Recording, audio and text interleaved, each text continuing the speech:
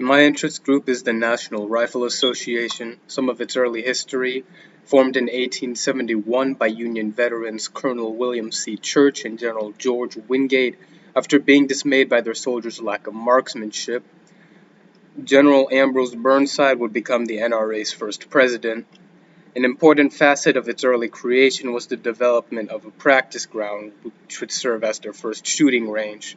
This would be called Creedmoor, and it was built after the state of New York granted the NRA a charter. They would host their first annual matches there, shooting tournaments and such. They would also go around the nation to children's groups and clubs, sort of like that. Still, organizations today, like 4-H, for instance, compete in these tournaments, and they're still strong, and they go on in today's day across the nation. Repeated attacks on Second Amendment protections led to the formation of a Legislative Affairs Division in 1934, and in 1975, the Institute of Legislative Action was formed, and so began their days as lobbyists. Their motto is, "The heart of the NRA's foundation's mission is preserving the core of our American values and traditions in our steadfast effort to teach freedom." Some of the general issues that they concern themselves with, first and foremost, the protection of the Second Amendment, teaching firearms safety, marksmanship skills, and overall firearms education. Some of the policies they support, some of the policies they oppose.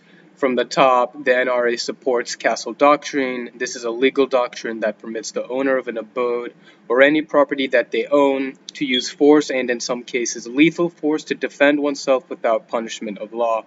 It is currently working to enact Castle Doctrine legislation in the states of Iowa and Virginia where they otherwise don't exist, and for improvements to existing Castle Doctrine laws in Alaska, Nebraska, and Washington. The NRA supported the National Firearms Act and Gun Control of 1968 to federally license the ownership of firearms and regulate and restrict categories of firearms. Gangsters in the Prohibition era was just free reign with whatever weapons they could use, sawed-off shotguns, machine guns, and assault weapons, that kind of thing. In the early to mid 20th century, the NRA was a lot more pro-control. Nowadays, they're a lot more pro-gun and expansionist. For example, some of the policies they don't support. The NRA does not support red flag laws. These are laws which act opposite of Castle doctrines by allowing police or family members to petition to a court the removal of weapons temporarily from a person who may present a danger to themselves and others.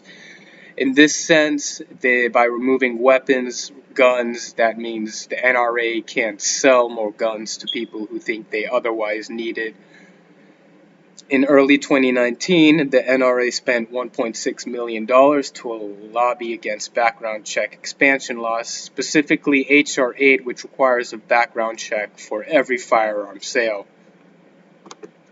The NRA is largely Republican, as Republican candidates tend to be more expansionist and less regulating of gun rights. This opens the avenue for the NRA to expand, therefore they endorse Republican candidates, and the NRA's Political Action Committee will give Republican candidates good grades on their website and dissimilarly bad ones for Democratic candidates, as you can see here. Representative Andy Harris of Maryland of the Republican Party is given an A grade on their website, whereas Democratic candidate Mia Mason, who's largely pro-control, receives an F. The NRA makes use of its website, providing links and tabs for gun rights activists to mail state legislators on policies they support.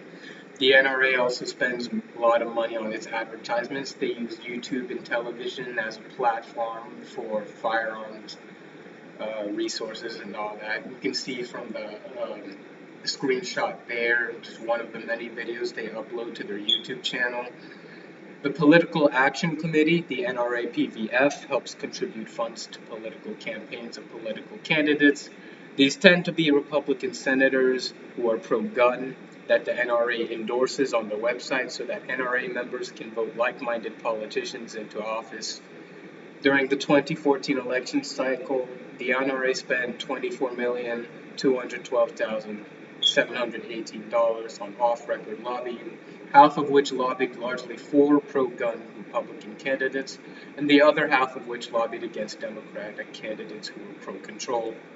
You can see on the right side, you can select a state and the year, the election, and it'll show you the candidates that they give good grades for and the candidates that they give bad grades for.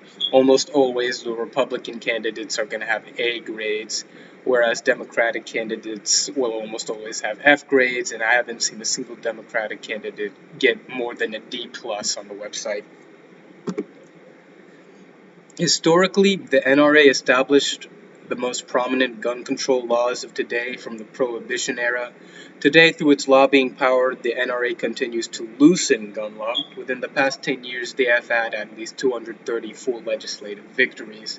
They have helped pass right to carry laws within 31 states, 21 emergency powers laws, which prohibits restricting firearms and ammunition in a time of emergency, 12 Castle Doctrine laws, 7 range protection laws to exempt gun ranges from noise complaints, several laws designed to protect gun dealers from out-of-state sting operations, 6 state laws that forbid municipalities from limiting gun rights. That would be all.